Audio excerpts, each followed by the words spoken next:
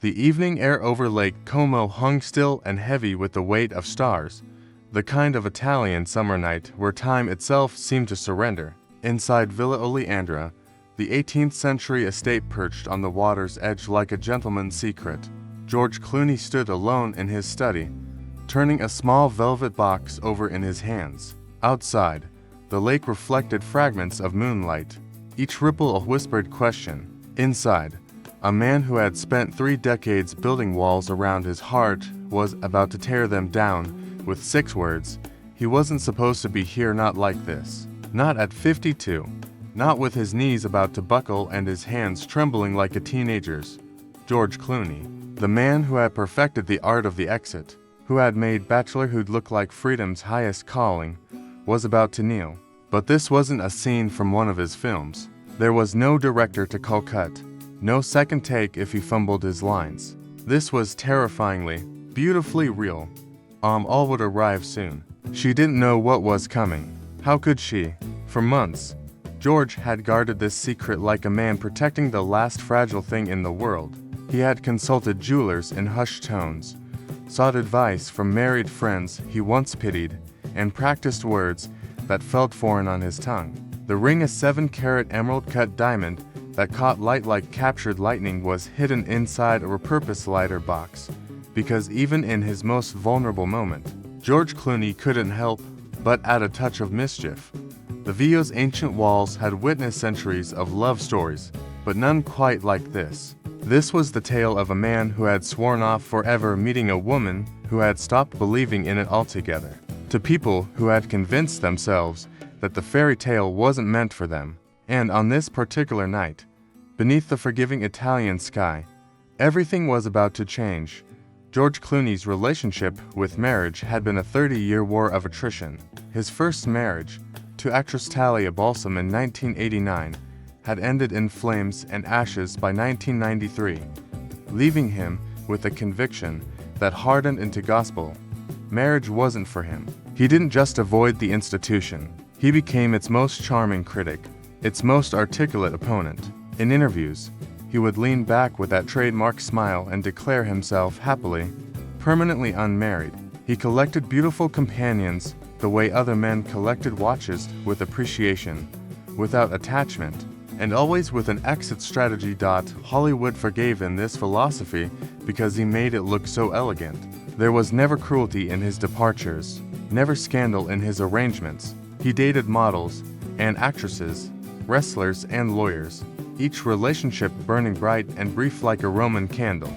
The tabloids chronicled his romantic adventures with a mixture of envy and amusement. George Clooney didn't break hearts. He borrowed them, polished them, and returned them with a gentleman's apology and a reference letter to his enduring charm.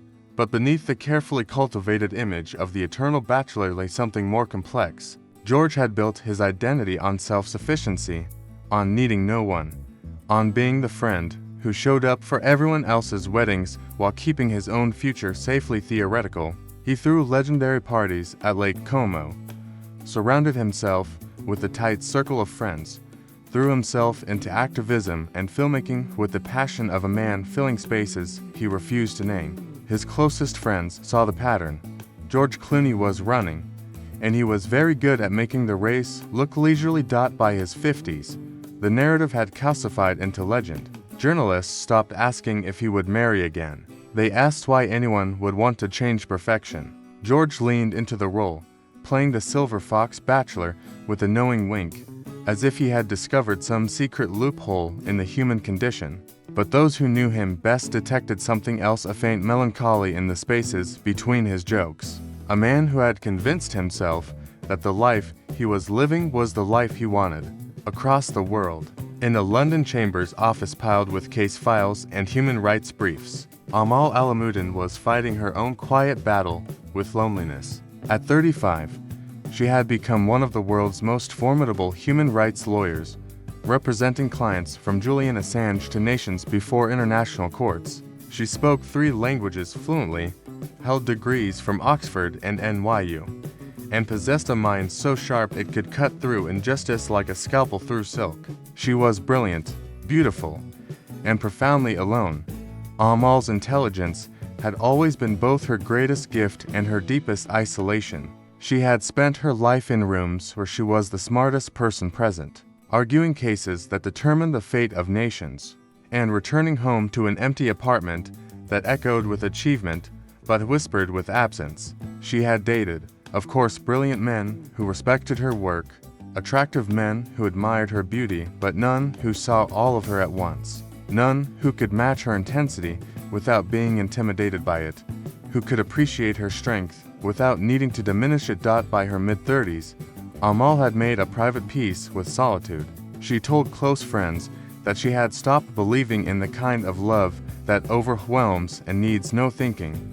She had seen too much of the world's darkness in her work, witnessed to many betrayals and failures of human connection, to believe in the fairy tale anymore. She would build a meaningful life through her work, through justice, through making the world incrementally better. Romance, she decided, was a luxury for people with simpler minds and lighter hearts. Neither George nor Amal was looking for love in the summer of 2013.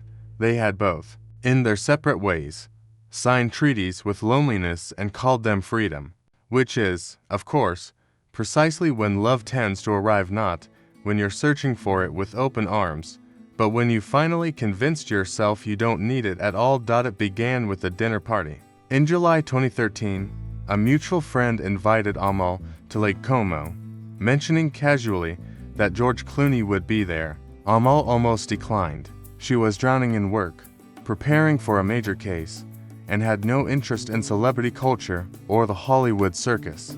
But something, fate, curiosity, or simply exhaustion made her accept. George first saw her cross the Villas terrace as the sun was setting, painting the lake in shades of copper and gold. She was wearing something elegant and understated, speaking with animated intensity to another guest about international law, her hands moving through the air like a conductor shaping an invisible symphony. He later told friends that something in his chest shifted the moment he saw her, like a key turning in a lock he didn't know he possessed. The dinner party sprawled across hours, the way Italian evenings do when good wine and better conversation flow freely. George found himself gravitating toward Amal, drawn by a magnetism he couldn't name. They talked about everything except the superficial: refugees, justice, the moral architecture of power, the spaces where law and humanity intersected.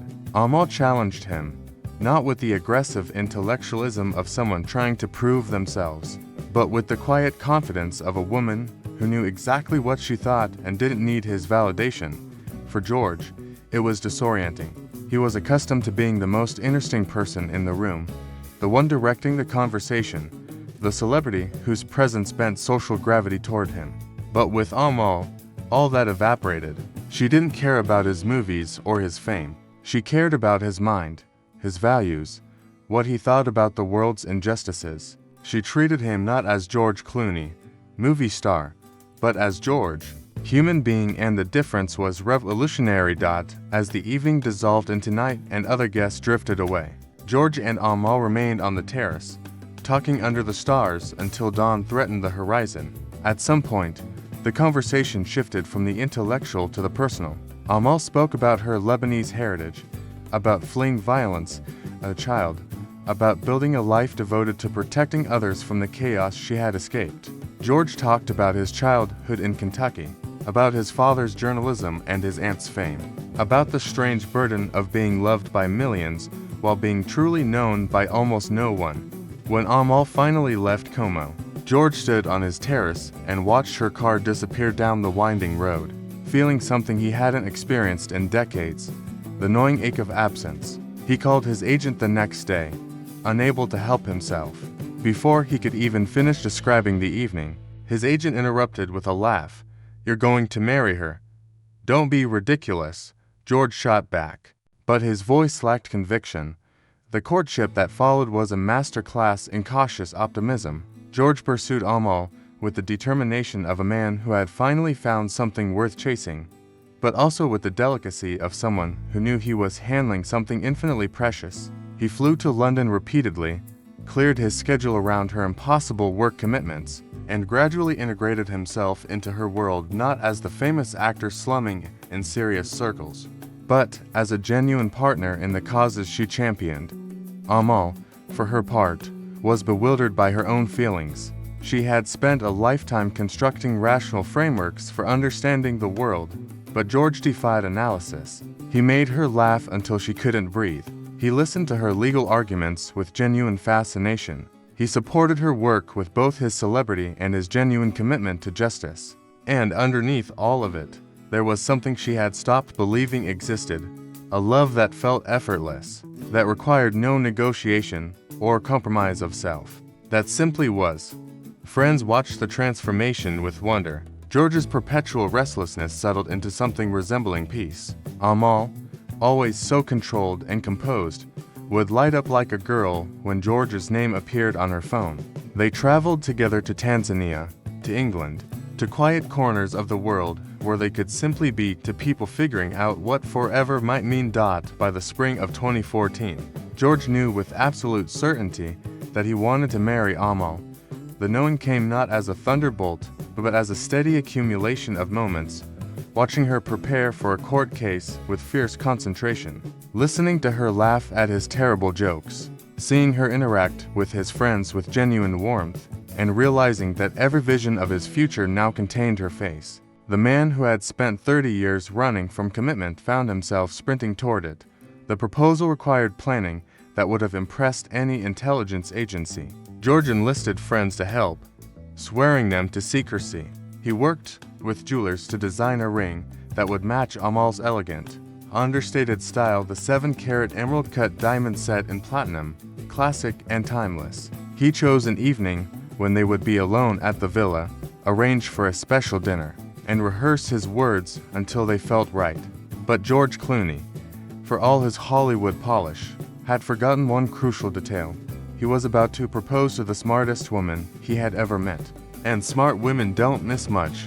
The evening arrived with the perfection of a film set: candles, music, the lake glowing in twilight, a carefully prepared dinner. George had hidden the ring inside an old lighter box, planning to present it casually, then surprise her with the proposal. But as dinner progressed, his carefully maintained composure began to crack. His hands trembled slightly as he poured wine. His conversation, usually fluid and charming, came in nervous bursts. Amal watched him with growing confusion. Something was clearly happening, but what? Was he breaking up with her? Was he sick? The man across from her was not the confident George she knew, but that someone vulnerable and unguarded, and it both terrified and touched her.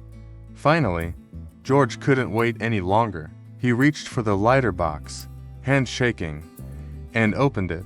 The diamond caught the candle light and exploded into 1,000 fragments of possibility. Then George Clooney, Hollywood legend and confirmed bachelor, dropped to one knee. The words came out in a rush, practiced phrases mixed with improvisation, declarations of love tangled with promises of partnership.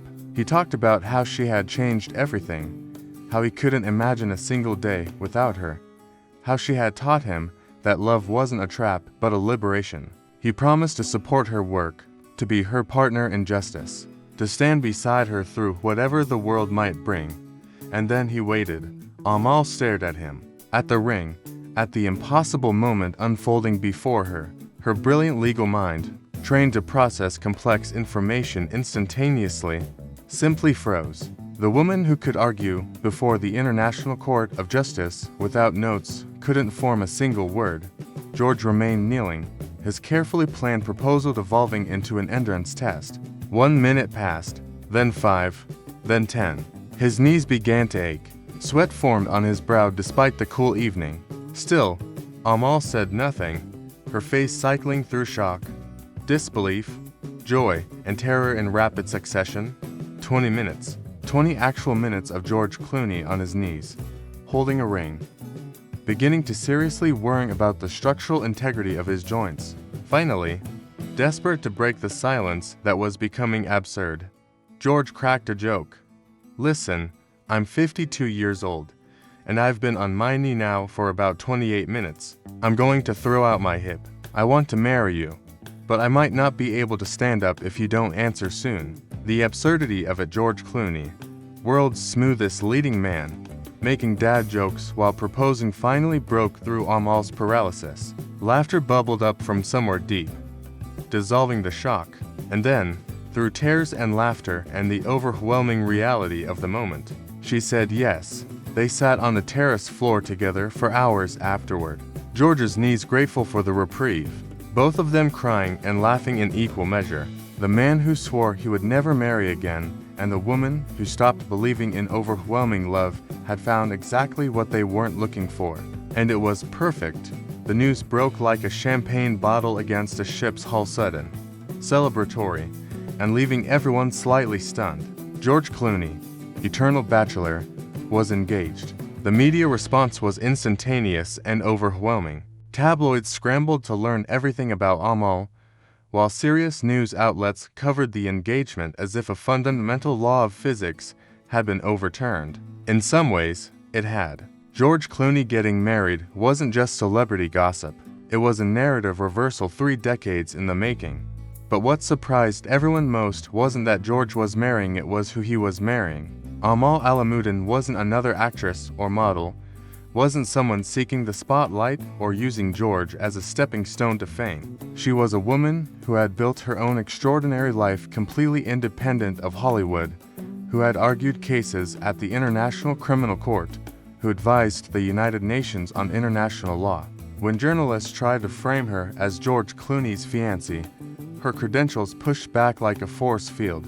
Oxford graduate, human rights barrister, legal advisor to nations. The engagement forced a cultural reckoning with certain assumptions. Could a confirmed bachelor actually change his mind? Could someone who built an entire identity around not needing marriage genuinely want it?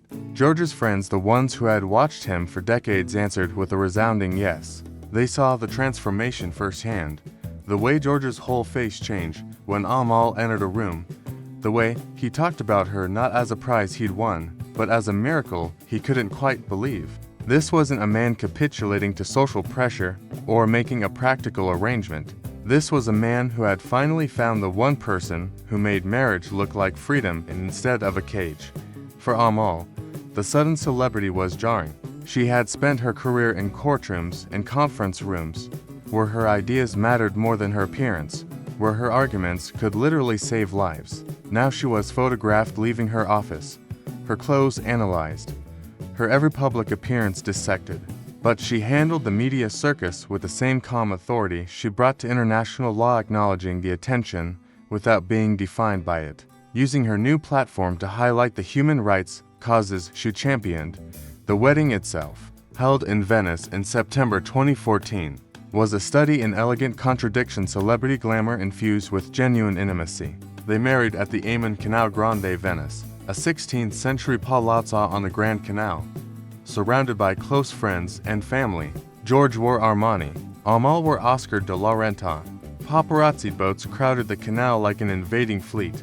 But inside the palazzo, the ceremony was private, emotional, and remarkably normal. George cried, Amal cried, his father officiated, and the vows they exchanged spoke not of Hollywood romance, but of partnership, of facing the world together, of building something that mattered. In the months and years that followed, the Clooneys became something unexpected, a power couple whose power came not from red carpets, but from actual impact. They used their combined platform to fight for refugees, to support journalism in dangerous places, to fund education for Syrian children. Amal continued her legal work without pause, while George increasingly focused on activism and directing. They built a life that looked nothing like the bachelor existence George had defended for 3 decades, and it suited him perfectly. The twins arrived in June 2017, a boy and girl they named Alexander and Ella. George, who had also famously declared he would never have children, took to fatherhood with the enthusiasm of a convert. Friends reported seeing him covered in baby food, building elaborate pillow forts, and boring anyone who would listen with stories about his children's developmental milestones. The man who had perfected the art of the exit had finally found something he never wanted to leave. But perhaps the most profound aftermath was quieter and more personal. George spoke in interviews about how Amal had changed his understanding of what a life could be. Before her, he said, he had built a very nice life, comfortable, successful, full of good work and good friends. But it was, he realized in retrospect, a life in black and white. Amal brought color. She brought depth. She brought a sense of meaning that success alone could never provide. Amal, typically more private, occasionally let slip her own transformation. In one rare interview, she acknowledged that meeting George had restored something she thought she'd lost: a belief in partnership, in shared joy, in love that didn't require compromising yourself, but instead made you more fully who you were meant to be.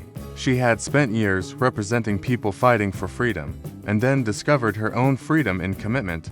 Their friends observed that both George and Amal had become more themselves after finding each other, not less. Amal didn't soften her brilliance or scale back her ambitions. If anything, having George's support allowed her to take on even more challenging cases. George didn't lose his charm or his humor. He simply redirected it from defense mechanism to genuine expression. They had each found someone who didn't need them to be smaller or simpler, who loved them not despite their complexity, but because of it.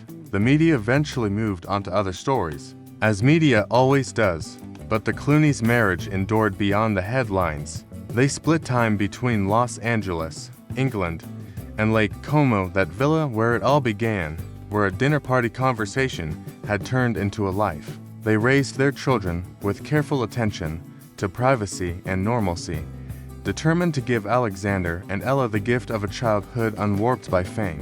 They continued their advocacy work, their legal battles, their filmmaking, their friendship circle that spanned continents and decades. The story of George and Amal ain't really about celebrity romance or a bachelor tamed. At its heart, it's about courage, the specific, terrifying courage required to change your mind about yourself. For 3 decades, George Clooney had built an identity on being the man who didn't need marriage, who had tried it once and learned his lesson, who was content with beautiful solitude and temporary connections. That identity wasn't a lie. It was a fortress, and fortresses are built for a reason: to keep something out, or to keep something in.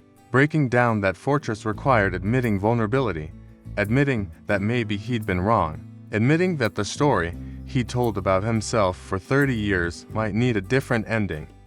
That kind of courage, the courage to revise your own narrative, is rarer than battlefield bravery. It requires facing not just external judgment, but internal reckoning. It means accepting that growth sometimes looks like contradiction, that wisdom sometimes sounds like reversal, that becoming more yourself might mean becoming someone you didn't recognize in the mirror.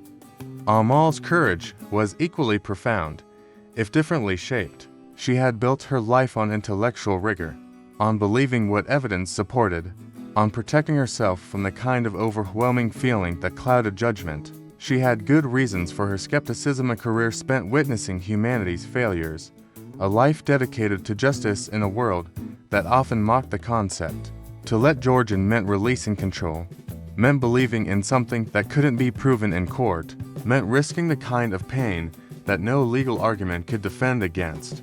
Their story resonates because it challenges our culture's cynicism about transformation. We live in an age that loves the redemption arc in movies, but doubts it in real life, that celebrates personal growth in theory, but scrutinizes it with suspicion when someone actually changes. George and Amal's marriage asks a radical question: what if people can genuinely evolve? What if the stories we tell about ourselves aren't destiny, but drafts? What if it's never too late to become the person you didn't know you could be? The legacy they're building extends beyond their individual happiness. In choosing each other, they've modeled a partnership that expands rather than contracts, that multiplies impact rather than dividing it. Amal's legal work reaches further because of George's platform. George's activism has sharper focus because of Amal's expertise. They've shown that power couples don't have to compete for the spotlight, they can shine it on what matters. But perhaps the most enduring legacy is simpler and more universal. The reminder that love isn't always young, isn't always convenient, and doesn't always arrive on schedule. Sometimes it comes at 52, after you've given up looking. Sometimes it comes to someone who stopped believing in it altogether. Sometimes the fairy tale is just running on a different clock than you expected. George and Amal's story whispers a promise to anyone who has ever felt old, too cynical, too broken, or too late, that the heart has no statute of limitations, that the person you are at 52, in a fixed point but a launching pad, that the walls you built to protect yourself might actually be preventing the very thing you needed most, that sometimes the bravest thing you can do is kneel down, hold out a ring, and risk everything on the impossible hope that someone might say yes. In the end, from that terrace at Lake Como to a life built together across continents, George and Amal Clooney didn't just find love. They found proof that transformation is real, that second chances exist, and that the most beautiful stories are the ones we never saw coming, the ones that rewrite everything we thought we knew about ourselves and leave us grateful for the plot twist. True love, it turns out, is worth the wait. Even if that wait is 30 years,